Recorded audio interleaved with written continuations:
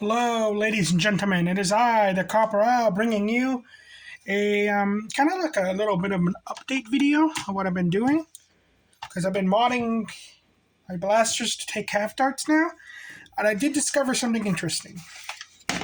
So blasters like this one that have the ability to remove their cylinder out from the main harness or the main body of the blaster. I decided I'm going to cut out the air restrictors so I could reload them individually like a real-world revolver. And all that. So in the process of doing this, I have discovered something quite interesting. I've tested out how the feet per second on each dart, and I've learned that with half darts, you get around 130 to 170 feet per second. Regular darts, at most I've seen, is 70 feet per second. Standard elite ranges. And the same for these darts. But what I've discovered, these don't fit in the back. These do, the elite darts, but you gotta really, it's not the most easiest thing. You could bend your dart and all that, as you can see right there. And I assume it's because of the length of the dart. That's why. You just got more push with these darts. But it's all because of the head. The heads are just a lot thinner on these than they are on all these other darts. So they just go in fairly well.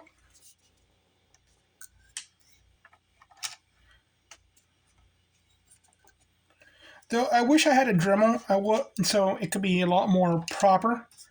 With every other dart, you just stick in the front and make sure you don't push it too far all the way back. As soon as you get a little bit of give in it, feel a little bit of give, you should be fine.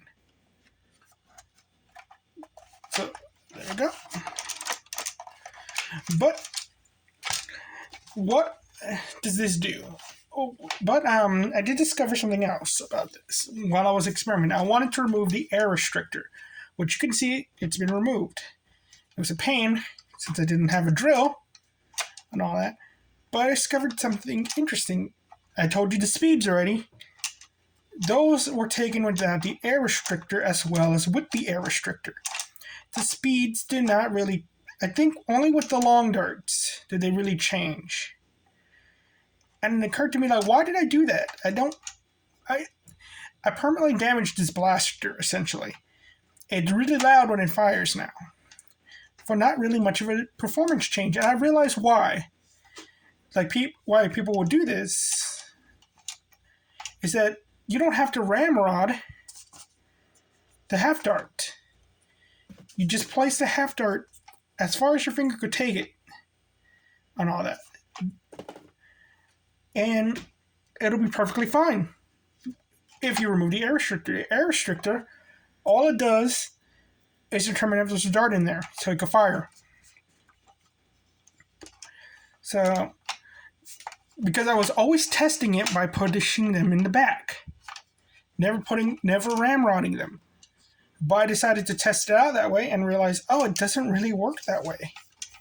And I kind of realized this too with my hammer shot that I modified. But yeah, it was the air restrictor doing that, but I didn't know that the performance would not change. So what I've realized is, like, you don't have to remove your air restrictor. I was going to do that with my Alpha Hawk, but I decided against it because of this development, because I'm loading it from the back, sort of. I do need a Dremel for that one. That one I did not anticipate to be such a problem.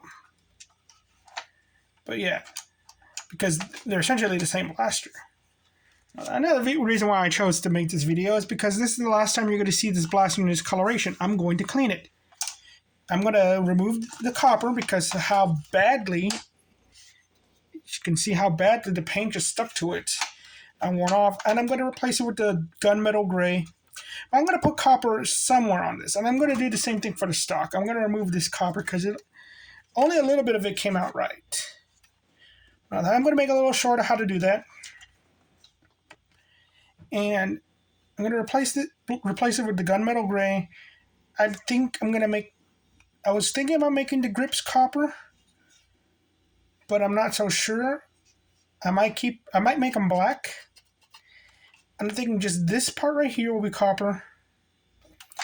And maybe keep these grill pieces that you see on both sides as copper. They're a little worn out too, and it's partly because I didn't sand them that well. So I'm going to leave those alone. But here on the stock, I think I was thinking of doing this in copper, but it's partly because I didn't sand it right either. So I'm going to change it to silver. So it matches this. So it looks like it's an interconnecting thing. And just keep this part copper.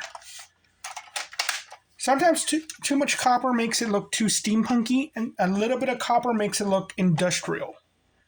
And all that. That's what I'm calling the look. I'm calling it industrial. It's an industrial revolution. Okay?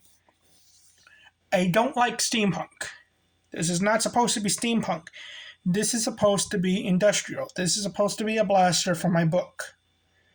And all that. Which one, I do not know.